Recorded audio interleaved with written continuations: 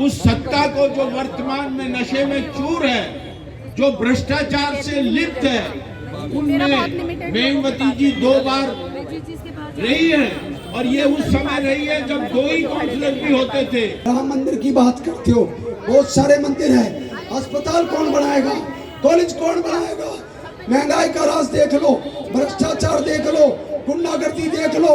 अब दूसरी तरफ एक और तरफ बिला है और दूसरी तरफ बिल्ली है।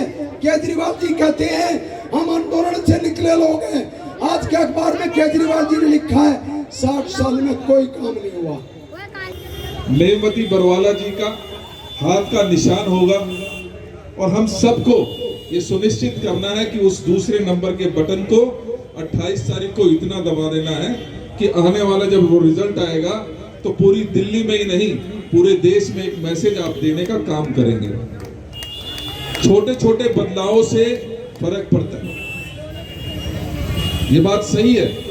बहुत सही बात कही अमृता बहन ने, हमारे भाई अनिल जी ने, भाई राजेश जी ने, कि ये बदलाव का कहीं ना कहीं से शुरुआत होती है और शायद ये बदलाव यहाँ हमारे इस वार्ड से, सेक्टर 24 से, शाहबाग से शुरू होने जा रहा है और इस बदलाव को जब तक रुकने नहीं देना, जब तक दोबारा से केंद्र में हमारी सरकार आ ना जाए। मैं आभार भी प्रकट करती हूँ आप सबका कि 2 बार आपने मुझे यहाँ से, इसी क्षेत्र से जिताकर भेजा, उसकी आभारी हूँ। और अब पार्टी ने फिर तीसरी बार टिकट दिया है तो मैं उसके लिए भी आपसे उम्मीद रखती हूँ और विश्वास से जताती हूँ कि आप फिर तीसरी बार जिताकर भेजेंगे, यही आपसे उम्मीद रखती हूँ। उसके बाद आपने यहाँ से 28 तारीख तक आपकी जिम्मेदारी है, उसके बाद आपकी जिम्मेदारी खत्म और हमारी जिम्मेदारी शुरू हो जाती है। जितने भी हमारे कांग्रेस के सीनियर लीडर बैठे हैं, जो भी आपके कार्य होंगे, वो सभी मिलकर यहाँ पर आपकी समस्या को दूर करेंगे। कांग्रेस पार्टी जिंदाबाद, कांग्रेस पार्टी जिंदाबाद। भाई एक बार सर आप उस तरफ हो जाओ। मैं हटा दूंगी वीडियो। मैम आप हाथ थोड़ा पीछे कर को, मैं मना नहीं कर रहा हूँ बनाने के लिए, आपको हाथ पीछे करने के लिए।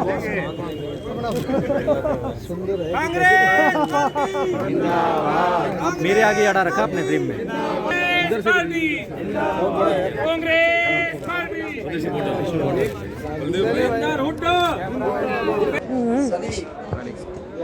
सम्मानित साथी, सारे कार्यकर्तागण, मैं अपनी तरफ से बहुत बहुत शुभकामनाएं देता हूं आप सब से, क्योंकि यहाँ पे अभी आप सब ने जो इतना मान सम्मान स्वागत किया उससे हमारा सबका बहुत हौसला बढ़ा है। हरियाणा के कोने कोने से लोग यहाँ पे मुझे मिले हैं। मैं समझता हूँ कि थोड़ी देर में हरियाणा के सारे जिलों से लोग यहाँ मिलेंगे, तो मैं अंदाजा लगा सकता हूँ कि हरियाणा यहाँ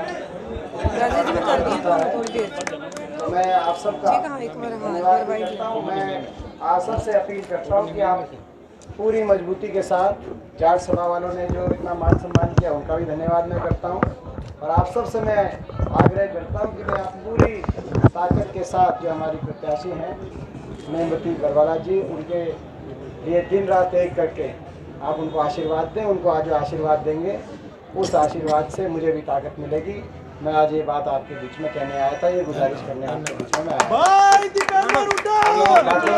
हुड्डा जी, मैं ये पूछना चाहती हूँ, आप हरियाणा से आए हैं मेमवती बरवाला जी को यहाँ पे सपोर्ट करने के लिए जो उपचुनाव आ रहे हैं, तो जनता को क्या मैसेज देना चाहेंगे? देखिए, मैं सभी से कहना चाहता हूँ कि जिस प्रकार की अहंकारी सरकार दिल्ली में बैठी है, लाखों किसान एक शांतिपूर्ण तरीके से अपनी मांगों के लिए एक ऐसा संघर्ष कर रहे हैं जो कि मैं समझता हूँ देश की आज़ादी के बाद ऐसा संघर्ष कभी देखा ही नहीं गया। 250 शव इन धरनों से टिकरी बॉर्डर और सिंगू बॉर्डर से अपने घरों में, अपने गाँव में, हरियाणा पंजाब में वापस जा चुके हैं। मगर सरकार की असंवेदनशीलता की ये हद है कि अभी तक सहानुभूति का एक शब्द भी सरकार ने, किसी ने व्यक्त नहीं किया। कोई आंसू पोंछने इन घरों में, मैं एक एक घर में गया हूँ, हर शहीद किसान के घर में गया हूँ, कोई सरकार की तरफ से कोई एक चपरासी भी नहीं गया आज तक। मांगे मानने की तो दूर की बात है। तो ये एक अहंकार में ये सरकार आज किसान को, गरीब आदमी को रोनने का काम कर रही है।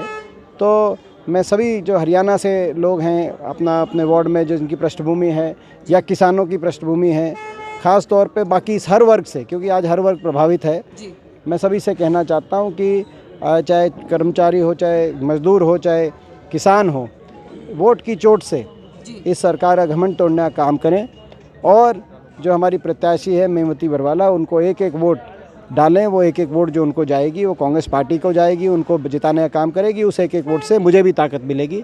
आज मैं ये आग्रह कांग्रेस पार्टी जो है वो लगातार किसानों के समर्थन में खड़ी है, लेकिन अभी तक केंद्र सरकार ने मांगे क्यों नहीं मानी? ये तो जिद है, राजहट है जी। अहंकार जो है ऐसा दुश्मन है जी। किसी भी व्यक्ति का अहंकार ऐसा दुश्मन होता है जो भीतर बैठ के उसका जो है उसको नुकसान करता है। तो इनके भीतर अहंकार बैठ गया है, तो ये राजहट है। नहीं तो अपनी प्रजा की बात मानने से कोई शासक या कोई सरकार छोटी नहीं होती, किसी की हार नहीं होती। प्रजा की बात मानने से तो विश्वास बनता है, मगर इन्होंने प्रजा की बात मानना हार जीत का प्रश्न बना लिया है। बड़े दुर्भाग्य की बात है, ये राजहट है। पता चल गया है कि हमने इसकी मदद करी थी, हमने इसको काउंसलर भी बनाया और इसको जो है एमएलए भी बनाया, मगर ये अब जब कोई भी उसके लिए पास काम के लिए जाता है तो वो एक ही बात कहते हैं कि मेरे को इन्होंने वोट ही नहीं दी। तो लोग गुस्से में हैं। और ये जो रामचंद्र जी हैं, रामचंद्र जी को उन्होंने बड़े चाव से जिताया था, हमारे जैसे विधायक को हराया और उसको बनाया, मगर वो उसकी पार्टी ने उसको कंडम कर दिया, पार्टी ने उसको नकारा साबित कर दिया कि भी आपके बस की काम नहीं है। तो अब उसको जो है जो पार्टी ने कम्मा बता रही थी उसका टिकट काट दिया, उसकी जगह उपकार को टिकट दे दिया। अब उसको काउंसलर का जो है वो उम्मीदवार बना के उतारा है, तो अब पता चल जाएगा जनता क्या करेगी उसके साथ। मतलब आपके हिसाब से आने वाले इस रिजल्ट में जो 3 तारीख को रिजल्ट आएगा उसमें कांग्रेस आएगी, बिल्कुल विजय होगी, कांग्रेस पक्का होगी। देवेंद्र जी क्या सोच रहे हैं आप कि कांग्रेस अपने आप को कहाँ पे देख रही है इस टाइम पे जो ये उपचुनाव हो रहे हैं? देखिए, जो जोश और जुनून में यहाँ के कार्यकर्ताओं में देख रहा हूँ, जो लोगों में देख रहा हूँ, जिस तरीके से परेशान है, आज एक उम्मीद जगी है यहाँ से। और मैं समझता हूँ कि माननीय मेमवती बरवाला जी के रूप में हमें एक बहुत मजबूत काउंसलर आने वाले समय में मिल रहा है। भाई सुरेंद्र कुमार जी लगातार इस क्षेत्र का दौरा कर रहे हैं, घर घर जाने की कोशिश कर रहे हैं, और मुझे पूरा विश्वास है कि यहीं से बदलाव का शुरुआत होने जा रही है। हमारी नीयत साफ है, हम सोच अच्छी रखते हैं, चाहे वो मेमवती जी हो या कांग्रेस की एक सोच है, उस कांग्रेस की सोच को हम सब मिलकर आगे बढ़ा रहे हैं और निश्चित ही आने वाला समय हमारा है। Please like, subscribe our channel Jan Uday and hit the bell icon.